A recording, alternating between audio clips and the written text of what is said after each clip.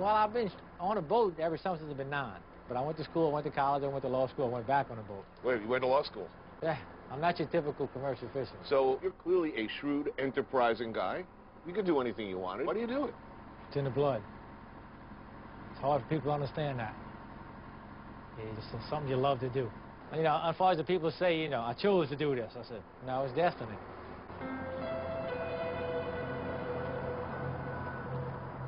George uses his knowledge of the law, what money he has, and all his spare time to fight for the cause of the commercial fishermen. That used to mean fighting overly strict regulation. Now it also means trying to keep his way of life from becoming extinct.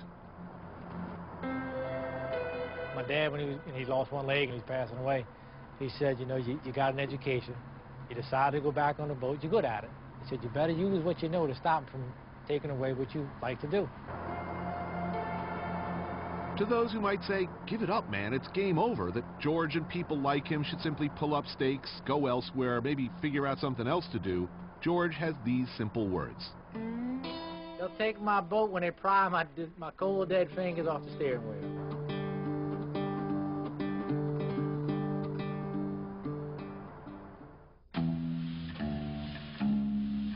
When looking at the restaurant biz in New Orleans, the real challenge is deciding who not to visit.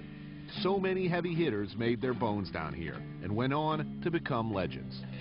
But one choice was easy. If you managed to secure an audience with the Pope, you go see the Pope. But what if you made your career out of making fun of him? When I first came down here, I was still pretty much making a living by talking about you. Of course, I'm talking about chef, restaurateur, and empire builder, Emeril Lagasse. A lot of people come up to me and tell me what a great guy you were to work for and how you were a complete buster when you were in the kitchen, which is to say, I would really like you. Emeril's probably the most famous chef in America and the owner of 3 very successful restaurants in New Orleans. And of course, everyone knows I've had much fun at his expense. But you don't make it far in this business with a thin skin. Let's do a little breaking of bread together. Absolutely, my friend. What you may not know, and which I found out late, is that he's not such a bad bastard once you get to know him. He can curse like a Marine, he's good, I'm told, in a bar fight, and the food in his restaurants is always excellent. Bring in a hurricane, wipe out a lot of stuff, you can't change New Orleans. Post-Katrina, in an environment of chaos when any sensible person would ask, what will happen to my business, and when more cold-blooded characters pulled out, Emeril had different thoughts. Katrina hits. First thing I needed to do and wanted to do, our staff needs help. 400 employees, Yep. 3 restaurants. Yep. Their situation is... They're gone, and then now I got to find them. Emeril and other restaurateurs like him had an enormous logistical challenge in front of them, to try and locate and assist employees whose jobs and homes had literally disappeared overnight. Tony, I want to say that we had 48 different zip codes now where people are living. So let's set up an Emeril Lagasse Disaster Employee Relief Fund. In the days following Katrina, Emeril's charity was the first one I saw up and running. It not only helped his staff, but also people from other restaurants. In the weeks that followed, he began a massive redeployment. We put as many people as we could in our restaurants first, in Atlanta, in Orlando, in Las Vegas. And then I reached out to friends like you and Mario and stuff and said, can you use anybody?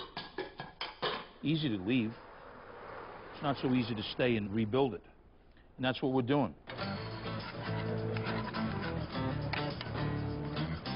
Despite business being significantly down, Emeril's 3 restaurants are fully operational. Oh, what do we got here? We start with a Creole tasting plate. Root beer braised pork belly, barbecue shrimp, and seafood andouille gumbo. I wanted to give you a little taste of New Orleans, so welcome you. That's good. That's exactly the sort of stuff I like. This is redfish courgouillon. This is a dish that you would go to someone's house for. They would catch the redfish today and invite you over for dinner. You sort of make a gravy first with tomato. Very, very little bit of a roux. It stews down, and then at the last minute, the redfish is in there and finishes cooking in the gravy. Oh, man, that's good. That's right in my comfort zone. We finish with a country fried chicken breast atop Southern cassoulet. Good, man. This is good. I mean, you hit me right in my comfort zone here. The beloved classic techniques of Creole and Cajun cuisine are firmly rooted in poor people food. Is there a danger of losing that kind of, you know, grandma cooking? I can't see the pots on the stove ever going away with red beans and rice on Monday and jambalaya on Tuesday. If it did go, it's back. In my book, Emeril's actually an okay guy. But don't worry, Rachel Ray still sucks.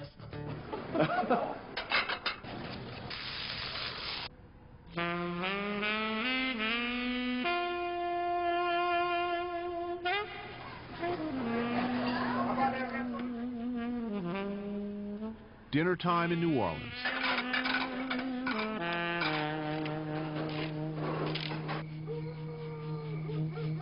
All across town, cooks and waiters struggle and sweat to feed the hungry hordes in their dining rooms. People who are only dimly aware of their existence. Barbecue short finish. All right, let's end it, P2. Chefs and kitchen staffs doing God's work.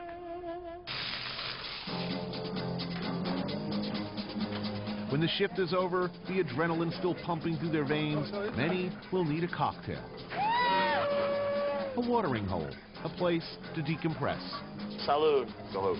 They will want to be around others of their kind, as civilians simply won't understand. This evening finds me at Vic's Kangaroo Cafe, a bar in the warehouse district of New Orleans, and a favorite after-hours destination for the many restaurant crews in the area. Right around 11, 12 o'clock, they all start filing in here, Yeah. and it turns into madness. What is the preferred beverage of the restaurant professional in this town? Jaeger. Jaeger's the shit. The bartender is Bill Dice, who by trade is a stand-up comedian.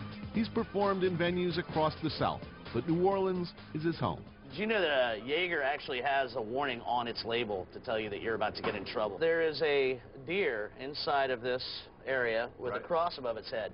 That's, oh dear God, what am I about to do? That goes with my I'm so sorry pre-printed stationery. It's with a headshot. I do that. Yeah, it's kind of scary. That's the pre-Katrina Bill. I like you better this way, man. Exactly. A lot more alcohol involved in this one. Salud. Katrina jokes, okay now.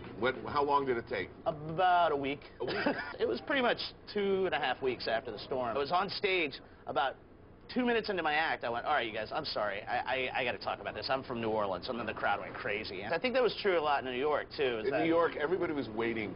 The absence of a 9/11 joke was problematic. No one wanted to be the first one to make it, that's for sure. Yeah. And when it finally came, nobody laughed. Oh, I got But we were all glad that somebody finally broke the veil. Someone broke the window. It was important. Like too much Jägermeister, comedy is both painful and a tonic for pain. In the words of Chris Rose, when life gives you lemons, you make daiquiris. Thank goodness it's mid-September, final stretches of hurricane season, right? I can finally unpack my car. Bill invites me to see him perform at the Howling Wolf, a routine comprised almost entirely of Katrina jokes. I grew up in the Gulf South. You heard a hurricane was coming, you were like, yeah, I ain't scared of no hurricane. And then they tell you that you need to stock up, you need to fill up the bathtub, right? So I did. I filled up the bathtub with beer and wine and cheese. You know, you learn a lot about yourself by the stuff that you grab in that 30 minutes before you run out of the house fleeing a storm, right? This is all I need is this bag of